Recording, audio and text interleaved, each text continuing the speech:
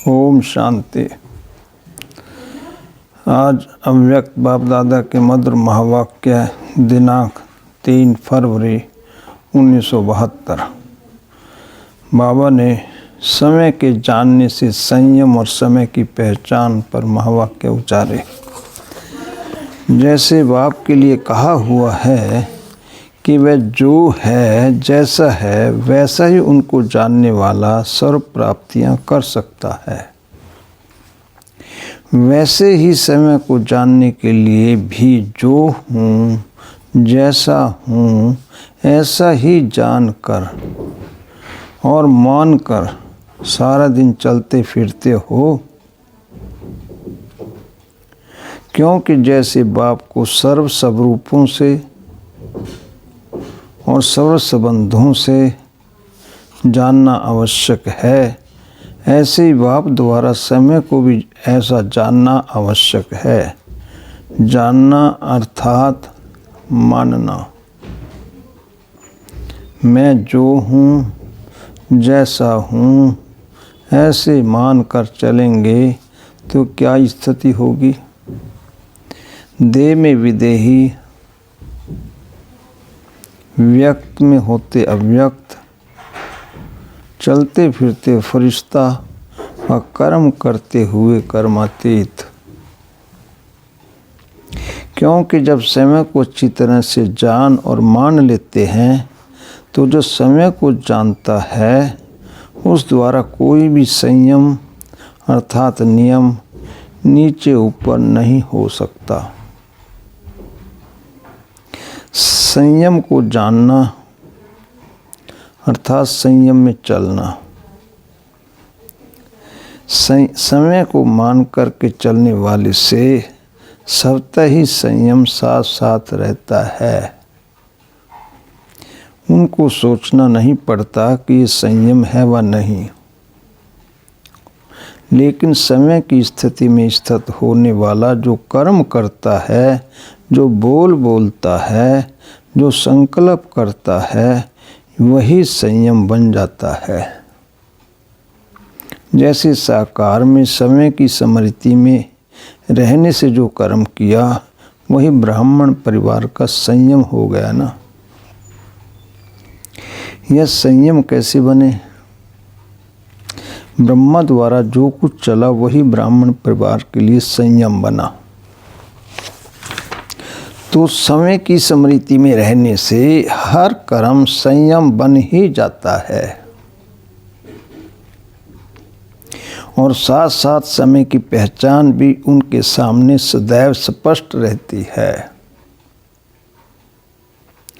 जैसे बड़े ऑफिसर्स के सामने सारा प्लान होता है जिसको देखते वह अपनी अपनी कारोबार चलाते हैं। जैसे एरोप्लेन व स्टीमर चलाने वालों के पास अपने अपने प्लान्स होते हैं जिससे वह रास्ते को स्पष्ट समझ जाते हैं। इसी प्रकार जो समय को जानता है उसे संयम ऑटोमेटिकली चलते रहते हैं और समय की पहचान भी ऐसी स्पष्ट होती है। सारा दिन समय जो है जैसा है वैसी स्मृति रहती है। इसलिए गाया हुआ भी है, जो कर्म मैं करूँगा मुझे देख सभी करेंगे। तो ऐसे समय को जानने वाला जो कर्म करेगा वही संयम बन जाएगा। उनको देख सभी फॉलो करेंगे। ऐसी स्मृति सदा रहे। पहली स्टेज जो होती है उसमें पुरुषार्थ करना पड़ता है। हर कदम में सोचना पड़ता है कि ये राइट है व रॉन्ग है, ये हमारा संयम है व नहीं। जो समय की स्मृति में सदा रहते हैं तो नेचुरल हो जाता है, फिर यह सोचने की आवश्यकता नहीं रहती। कब भी कोई कर्म बिना संयम के हो नहीं सकता। जैसे साकार में समय के नशे में रहने के कारण अथॉरिटी से कह सकते थे कि अगर साकार द्वारा उल्टा भी कर्म हो गया तो उसको भी सुलटा कर देंगे। ये अथॉरिटी है ना। उतनी अथॉरिटी कैसी रही? समय के नशे से, समय के स्वरूप की स्मृति में रहने से ये नशा रहता है कि कोई भी कर्म उल्टा हो नहीं सकता। ऐसा नशा नंबरवार सभी में रहना चाहिए। जब फॉलो फादर है तो फॉलो करने वालों की स्टेज नहीं आएगी। इसको भी फॉलो करेंगे ना। साकार रूप फिर भी पहली आत्मा है ना, जो फर्स्ट आत्मा ने निमित्त बन करके दिखाया, तो उनको सेकंड थर्ड जो नंबरवार आत्माएं हैं वह सभी बात में फॉलो कर सकती हैं। निराकार स्वरूप की बात अलग है। साकार में निमित्त बन करके जो कुछ करके दिखाया वह सभी फॉलो कर सकते हैं नंबरवार पुरुषार्थ अनुसार। इसी को कहा जाता है अपने में संपूर्ण निश्चय बुद्धि। जैसे बाप में 100% निश्चय बुद्धि बनते हैं तो बाप के साथ साथ समय में भी इतना निश्चय बुद्धि जरूर बने। समय की स्मृति का नशा कितना रहता है। जैसे साकार रूप में निमित्त बनकर हर कर्म समय संयम के रूप में करके दिखाया, ऐसे प्रैक्टिकल में आप लोगों को फॉलो करना है। ऐसी स्टेज है। जैसे गाड़ी अगर ठीक पट्टी पर चलती है तो निश्चय रहता है एक्सीडेंट हो नहीं सकता, बेफिक्र हो चलाते रहेंगे। वैसे अगर समय की स्मृति का नशा है, फाउंडेशन ठीक है, तो कर्म और वचन संयम के बिना हो नहीं सकता। ऐसी स्टेज समीप आ रही है। इसको ही कहा जाता है संपूर्ण स्टेज के समीप। इस सम्मान में स्थिर होने से अभिमान नहीं आता। जितना सम्मान उतनी निर्माणता। इसीलिए उनको अभिमान नहीं रहेगा। जैसे निश्चय की विजय अवश्य है, इसी प्रकार ऐसे निश्चय बुद्धि की हर कर्म में विजय है, अर्थात हर कर्म संयम के प्रमाण है, तो विजय है ही है। ऐसे अपने को चेक करो कहाँ तक स्टेज के नज़दीक हैं। जब आप लोग नज़दीक आएंगे तब फिर दूसरों के भी नंबर नज़दीक आएंगे। दिन प्रतिदिन ऐसे परिवर्तन का अनुभव तो होता होगा। वेरीफाई कराना, एक दो को रिगार्ड देना वह दूसरी बात है, लेकिन अपने में निश्चय रख कोई से पूछना वह दूसरी बात है। वह जो कर्म करेगा निश्चय बुद्धि होगा। बाप भी बच्चों को रिगार्ड दे करके राय सलाह देते हैं ना। ऐसी स्टेज को देखना है कितना नज़दीक आए हैं। फिर ये संकल्प नहीं आएगा, पता नहीं ये राइट है व रॉन्ग है। ये संकल्प मिट जाएगा क्योंकि मास्टर नॉलेजफुल हो। समय के नशे में कमी नहीं होनी चाहिए। कारोबार के संयम के प्रमाण एक दो को रिगार्ड देना, यह भी एक संयम है। ऐसी स्टेज है जैसे एक सैंपल रूप में देखा ना, तो साकार द्वारा देखी हुई बातों को फॉलो करना तो सहज है ना। तो ऐसी स्टेज समानता की आ रही है ना। अभी ऐसे महान और गुव्य गति वाला पुरुषार्थ चलना है। साधारण पुरुषार्थ नहीं। साधारण पुरुषार्थ तो बचपन का हुआ, लेकिन अब विशेष आत्माओं के लिए विशेष ही है। जो समय को जानता है उसे संयम ऑटोमेटिकली चलते रहते हैं।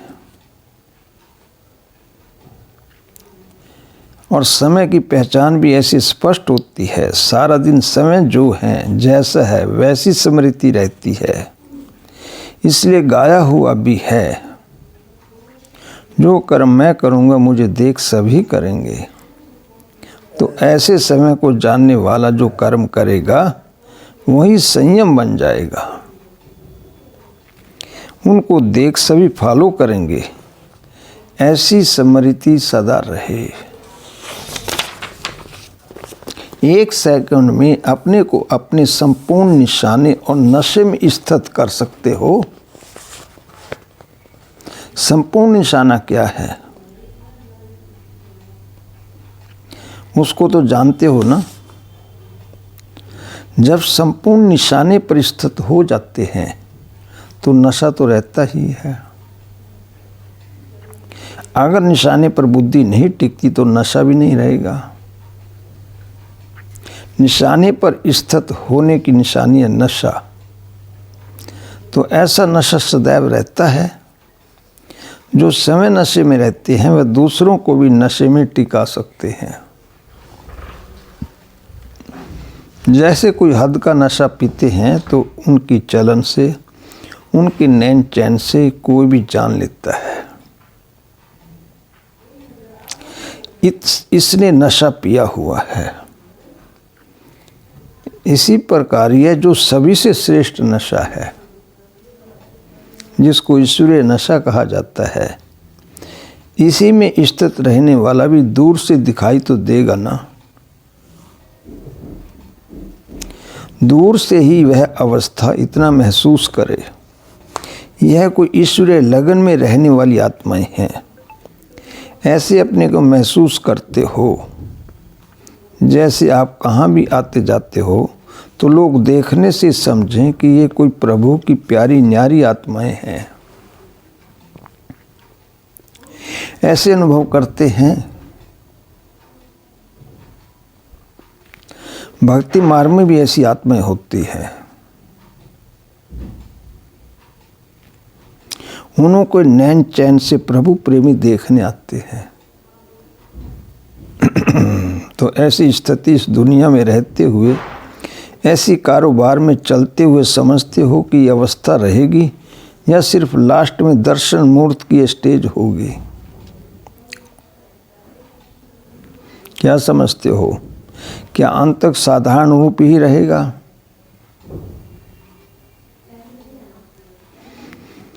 वह ये झलक चेहरे से दिखाई देगी, वह सिर्फ लास्ट टाइम जैसे पर्दे के अंदर तैयार हो फिर पर्दा खुलता है तो सीन सामने आकर समाप्त हो जाती है। ऐसे होगा। कुछ समय झलक दिखाई देगी। कई ऐसे समझते हैं कि जब फर्स्ट सेकंड आत्माएं जो निमित्त बनी वही साधारण गुप्त रूप अपना साकार रूप का पाठ समाप्त कर चले गए, तो हम लोगों की झलक फिर क्या दिखाई देगी? लेकिन नहीं, सन शोज फादर गाया हुआ है तो फादर का शो बच्चे प्रैक्टिकल में लाने से ही करेंगे। अहो प्रभु की पुकार जो आत्माओं की निकलेगी, वह पश्चाताप की लहर जो आत्माओं में आएगी, वह कब कैसे आएगी? जिन्होंने साकार में अनुभव ही नहीं किया उन्हों को भी बाप के परिचय से हम बाबा के बच्चे हैं यह कब मानेंगे कि बरोबर बाप आए, लेकिन हम लोगों ने कुछ नहीं पाया। तो यह प्रैक्टिकल रूहानी झलक और फरिश्तेपन की फलक चेहरे से, चलन से दिखाई दे। अपने को और आप निमित्त बन ही आत्माओं की स्टेज को देखते हुए अनुभव करेंगे। बाप ने इन्हों को क्या बनाया और फिर पश्चाताप करेंगे। अगर ये झलक नहीं देखते तो क्या समझेंगे? इतना समय ज्ञान तो नहीं लेंगे जो नॉलेज से आपको जाने। तो ये प्रैक्टिकल चेहरे से झलक और फलक दिखाई देगी। बाप के तो महावाक्य ही हैं कि मैं बच्चों के आगे प्रत्यक्ष होता हूँ, लेकिन विश्व के आगे कौन प्रख्यात होंगे? वह साकार में बाप का कर्तव्य था, प्रैक्टिकल में बच्चों का कर्तव्य है। प्रख्यात होने का और बाप का कर्तव्य है बैकबोन बनने का, गुप्त रूप में मददगार बनने का। इसलिए ऐसे भी नहीं कि जैसे माता पिता का गुप्त पाठ चला वैसे अंत तक गुप्त वातावरण रहेगा। जय जयकार शक्तियों की गाई हुई है और अहो प्रभु की पुकार बाप के लिए गाई हुई है। आप लोग आपस में भी एक दो के अनुभव करते होंगे। जब विशेष अटेंशन अपने निशाने व नशा का रहता है तो भले कितने भी बड़े संगठन में बैठे होंगे तो भी सभी को विशेष कुछ दिखाई जरूर देगा। महसूस करेंगे कि ये समय याद में बहुत अच्छा बैठे हैं।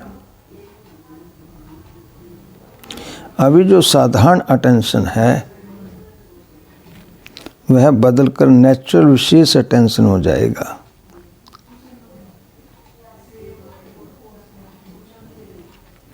और चेहरे से झलक फलक दिखाई देगी। सिर्फ स्मृति को शक्तिशाली बनाना है। इसलिए बाबा कह रहे हैं कि बच्चे जब स्मृति को शक्तिशाली बना लेंगे तो उनके चेहरे से झलक और फलक दिखाई पड़ेगी जो लोगों को अपनी तरफ आकर्षित करेगी और वो कहेंगे कि कोई अल्लाह लोग हैं, उनको महसूसता आएगी। अच्छा, ओम